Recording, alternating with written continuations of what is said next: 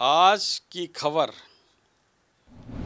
एक ऐसा चैनल जो सच्चाई को दिखाता है, खबरों को सही समय पर दिखाता है, पूरी जांच पड़ताल करके दिखाता है।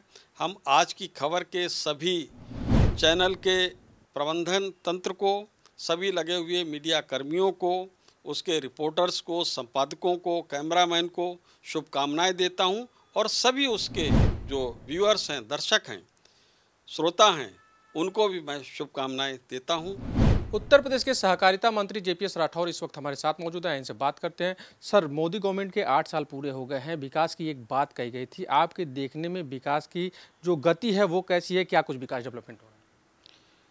देखिए कि विकास सीधे सीधे अर्थव्यवस्था से जुड़ा हुआ एक सूचकांक है। एक तरीके से विकास का सूचकांक अर्थव्यवस्था है। तो भारत की अर्थव्यवस्था कितनी मजबूत हो रही है हम सब लोग देख रहे हैं। जो हमारी भारत की अर्थव्यवस्था 2014 से पहले विश्व की जो प्रमुख अर्थव्यवस्थाएं थी, उसमें सबसे कमज़ोर 5 प्रमुख अर्थव्यवस्थाओं में भारत की अर्थव्यवस्था थी। आज भारत की अर्थव्यवस्था दुनिया की सबसे मजबूत 5 अर्थव्यवस्थाओं में हमारी अर्थव्यवस्था शामिल हो गई है। तो ये अगर विकास देश में नहीं हुआ होता तो अर्थव्यवस्था इतनी दिन दूनी चार चौगुनी तरह नहीं बढ़ती।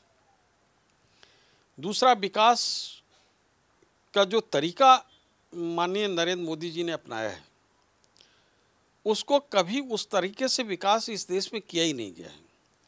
वह विकास इस देश की हमारी जो सभ्यता, संस्कृति और हमारे लोगों की सोच विचार के आधार पर उनका विकसित किया गया है। ये नहीं कि पाश्चात्य संस्कृति लाकर और विकास का जो फूहड़ता लाने का काम इस देश में हो रहा था, उसको बंद करके हमारी अपनी सोच के हिसाब से विकास भारत में किया गया है। इसमें गांव-गांव के लोगों को संतृप्त किया गया है और गांव के जो गरीबों को आवास देने का काम किया गया।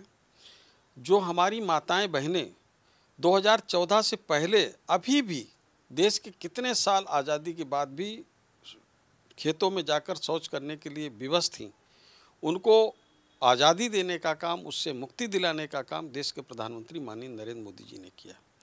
लोगों की सोच और नज़रिया बदलने के लिए देश के प्रधानमंत्री माननीय नरेंद्र मोदी जी ने स्वयं हाथ में झाड़ू उठाई थी।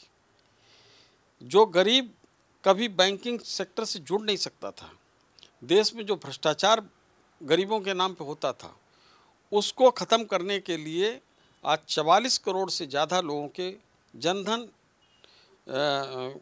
बैंक अकाउंट खोले गए जनधन योजना में।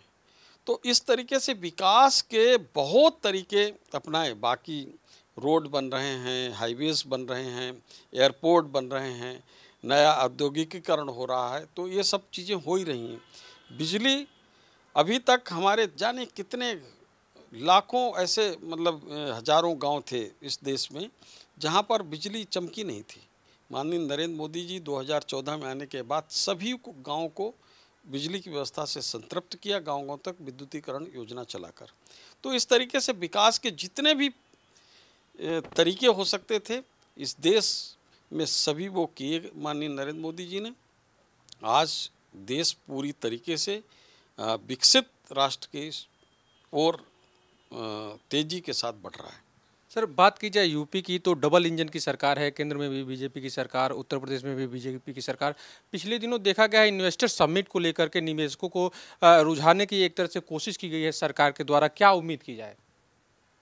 ऐसा कि जब से माननीय योगी आदित्यनाथ जी उत्तर प्रदेश के मुख्यमंत्री बने हैं, तब से लगातार विकास को गति देने के लिए, इससे पहले भी 3 बार इन्वेस्टर समिट हो चुकी है, ये चौथी इन्वेस्टर समिट जो कि ग्लोबल इन्वेस्टर समिट है। तो ना केवल हमने देश के जो प्रमुख उद्योगपति हैं उनको बुलाया है, साथ ही साथ इस बार ग्लोबल जो लीडर्स हैं औद्योगिक क्षेत्र में उनको भी बुलाने का काम किया गया।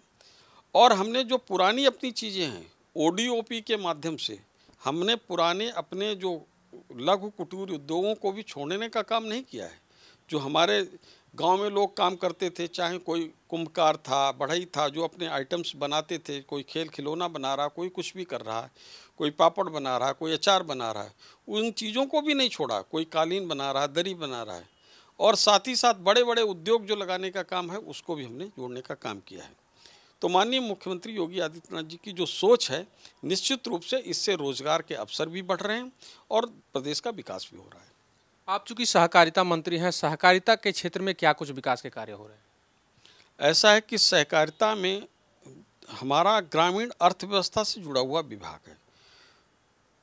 गांव के लोगों को किस तरीके से बैंकिंग की सुविधा से संतृप्त किया जाए, इसको लेकर माननीय मुख्यमंत्री जी लगातार विचार कर रहे हैं और निर्देश उनके द्वारा दिए जा रहे हैं कि हमको गांव के अंतिम व्यक्ति तक बैंकिंग की सुविधाओं को पहुंचाना है। इसको लेकर हम लगातार अपने Uttar Pradesh cooperative bank, district cooperative banks, Uttar Pradesh Sahkari Gram विकास बैंक के माध्यम से अपना इसका प्रचार प्रसार इतना ज़्यादा कर रहे हैं कि हम हर किसी को छुएं। अगर किसी तरीके से उसको पैसा जमा करने की आवश्यकता हो या पैसे की ज़रूरत हो लोन लेने के लिए, कुछ काम करने के लिए, तो हम उनको उपलब्ध कराएं। तो पूरा सहकारिता विभाग इसमें भी लगा हुआ है। साथ ही साथ जो किसानों को अपनी उपज है उसको सही ढंग से भंडारित करने के लिए वर्तमान समय में हमने अपनी क्षमताओं को, भंडारण की क्षमताओं को बहुत ज़्यादा बढ़ाया है। उत्तर प्रदेश राज्य भंडारण निगम की जो भंडारण क्षमता है उसको 42 लाख मीट्रिक टन तक पहुंचा दिया गया है और एफसीआई और सेंट्रल वेयर हाउस कॉरपोरेशन मिलाकर 65 लाख मीट्रिक टन की हमारी क्षमता है, जिसको 2-3 साल में हमको बढ़ाकर लगभग 100 लाख मीट्रिक टन हम करने जा रहे हैं, जिसमें बड़े बड़े साइलो जो आधुनिक गोदाम हैं, स्टील के साइलो हम बनाने जा रहे हैं। 2-3 साल में कई जगह आप देखेंगे स्टील के साइलो, और जो कि आधुनिक तरीके से उसमें हमको अगर लोडिंग अनलोडिंग बिल्कुल टेक्नोलॉजी के माध्यम से आधुनिक तरीके से हो जाएगी, उसमें मैन पावर की ज़्यादा ज़रूरत नहीं रहेगी। दूसरा, वो अन्न का एक एक दाना उसमें सुरक्षित रहेगा और जो पेस्टिसाइड उनको ख़राब करने के लिए लगाया जाता है उसका भी मिनिमम उपयोग होगा। तो इस तरीके से उसको भंडारण भी कर रहे हैं। साथ ही साथ किसान को अगर उसमें भंडारण के बाद कभी कभी किसानों को ये लगता है कि अभी जिस समय फसल होती है गेहूं या धान की, उस समय उसको अच्छा रेट नहीं मिल पाता है, तो हम एक आगे आने वाले समय में एक सुविधा किसानों को देने जा रहे हैं कि वह हमारे गोदाम में अगर कोई अपना अनाज भंडारित करता है और उसको किसी प्रकार के धन की आवश्यकता है, तो हमारे उस पर्ची के आधार पर ही कि इनका इतने कुंटल गेहूं या धान भंडारित है या दूसरा कोई खाद्यान्न भंडारित है, उसकी मूल्य का अधिकतम 90% तक वह किसी भी बैंक से लोन भी ले सकेगा।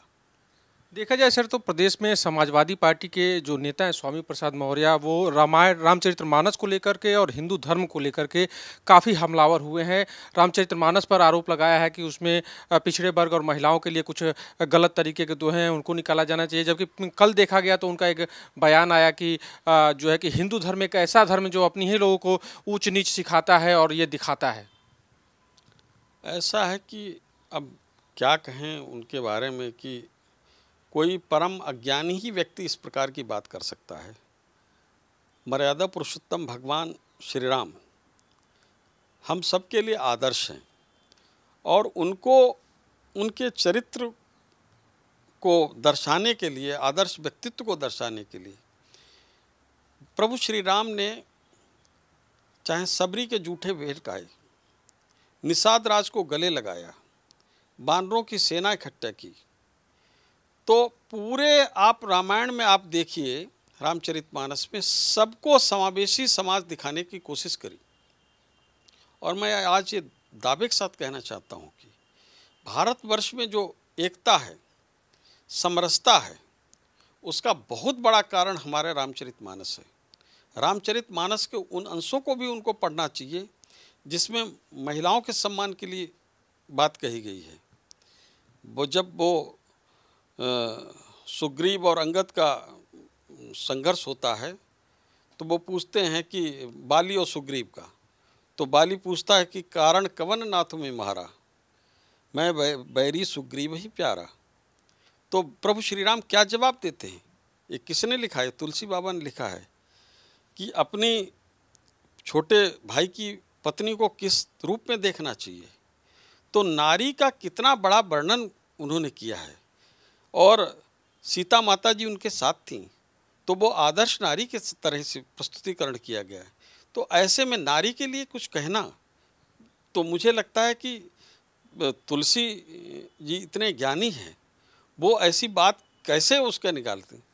दूसरा, कोई बात साहित्य में लिखी जाए, गद्य में और पद्य में, यानी कि कविता के रूप में, जो कविता में बात लिखी जाती उसका भावार्थ लिया जाता है, उसका शब्दार्थ नहीं उस प्रकार से होता है, तो उसके शब्दों पे ना जाए, उसके भाव पे जाना चाहिए। तो ये शब्द में से कुछ ना कुछ निकाल सकते हैं, हाँ, लेकिन अगर पद्य में कोई बात लिखी जाती है तो उसका अलग मतलब होता है। और मुझे लगता है कि जो उन्होंने भावार्थ है उसका भी बिल्कुल सही और सटीक है। और आज जो जिस चीज़ को बात कर रहे हैं, आज क्या जातीय व्यवस्था में शूद्र कहीं है? शूद्र के लिए कोई संबोधन ही नहीं। तो जातीय व्यवस्था में कोई व्यक्ति किस प्रकार से अव्यक्त कर रहा है, तो ऐसी कोई बात ही नहीं है। तो मुझे लगता है कि बेवजह की फिजूल की बातें हैं और इन चीज़ों से परे जाना चाहिए। और अंत में मैं कहना चाहता हूँ, जब राम सेतु बन रहा था तो उस समय सागर समुद्र ने कहा कि भाई आपके पास दो बहुत बड़े इंजीनियर हैं, नल और नील नाम के, तो यह आपका पुल बना देंगे, सेतु बनाएंगे, उस पर आप पार कर दीजिए, आपकी सेना भी पार हो जाएगी। तो जिस पर जो है नल नील राम लिख देते थे जिस पत्थर पर, वो तो तैरता था, और उसके बाद जिस पर नाम नहीं लिखते थे वो लेके डालते थे, तो वो सागर में नीचे चला जाता था। तो किसी ने बताया कि भाई ऐसा ऐसा है जिस पे वो राम लिख देते हैं, तो वो तो तैरता रहता है, ऊपर रहता है, और जो जिसमें जो नहीं लिखते हैं वो भव सागर में समा जाता है। तो प्रभु श्री राम ने बुलाया उनको, नल नील को, ऐसा क्या है भाई जिस पे राम लिख देते हो वो तैरता है, नहीं लिखते हो वो नहीं। कहता, प्रभु जिस पे आपका नाम अंकित है, जिस पे आपका आशीर्वाद है, वो इस भवसागर में तैर कर पार करेगा, और जिसका साथ आपने ही छोड़ दिया तो वो इस भवसागर में डूब ही जाएगा। अब उनके भी अंतिम दिन आ गए हैं, उनका डूबना सुनिश्चित है। एक सर आखिरी सवाल, 2024 को लेकर के बीजेपी तैयारियों में जुट गई है, यूपी को लेकर के आप लोगों की क्या कुछ तैयारियां हैं इस बार? देखिए, भारतीय जनता पार्टी लगातार चुनावों के लिए तैयारी करती रहती है। एक चुनाव ख़त्म होता हम दूसरी चुनाव की तैयारी में करते रहते हैं। साथ ही साथ हम केवल एक काम एक समय में नहीं करते हैं। हमारे सभी कार्यकर्ताओं को ट्रेनिंग हो गई कि एक समय में कई काम करते रहते हैं। हाँ, उसमें इंटेंसिटी किसी कुछ कम होती है, किसी की ज़्यादा बढ़ जाती है। जिस समय चुनाव होता है चुनावी गतिविधियाँ ज़्यादा बढ़ जाती हैं, जिस समय नहीं होता तो संगठन की बाकी दूसरी गतिविधियाँ हो जाती हैं।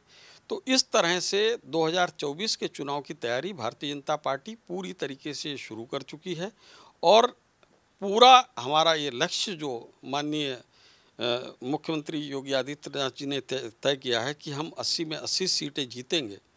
निश्चित रूप से भारतीय जनता पार्टी इतिहास इस बार बनाएगी और उत्तर प्रदेश में 80 की 80 सीटें जीतेंगे। और जो लोग आज आलोचना कर रहे हैं, जिन लोगों ने राम भक्तों पर गोलियां चलवाने का काम किया है, आज अखिलेश यादव उस बयान पर चुप हैं, मौन हो गए। मौनम स्वीकृति लक्षणम, यानी कि वो जो स्वामी प्रसाद मौर्य जी जो कह रहे हैं उसके तरफ पूरी तरीके से स्वीकृति और सहमति अखिलेश यादव समाजवादी पार्टी के राष्ट्रीय अध्यक्ष जी की है। और मुझको लगता है आगे आने वाले समय 2024 के चुनाव में जनता उनको सबक सिखाएगी कि किस तरीके से राम से जो बैर करेगा वो राजनीति उत्तर प्रदेश में क्या कहीं देश में और दुनिया में नहीं कर पाएगा। धन्यवाद। तो ये थे जेपीएस राठौर, जिनका कहना था कि बीजेपी 2024 को लेकर के एक्शन मोड में है, तैयारियों में जुटी हुई है, और जो 80 सीटों का लक्ष्य है उसको बीजेपी कहीं ना कहीं इस बार पार पाएगी। उससे आगे जा करके कहीं ना कहीं भारी बहुमत के साथ 80 सीट जीतेगी। साथ ही साथ रामचरितमानस को लेकर के जिस हिसाब से समाजवादी पार्टी की तरफ से बयान आया है, उसमें कहीं ना कहीं अखिलेश यादव की स्वीकृति भी झलक रही है। वीडियो जर्नलिस्ट हरिराम जी के साथ पंकज तिवारी, आज की खबर, दिल्ली।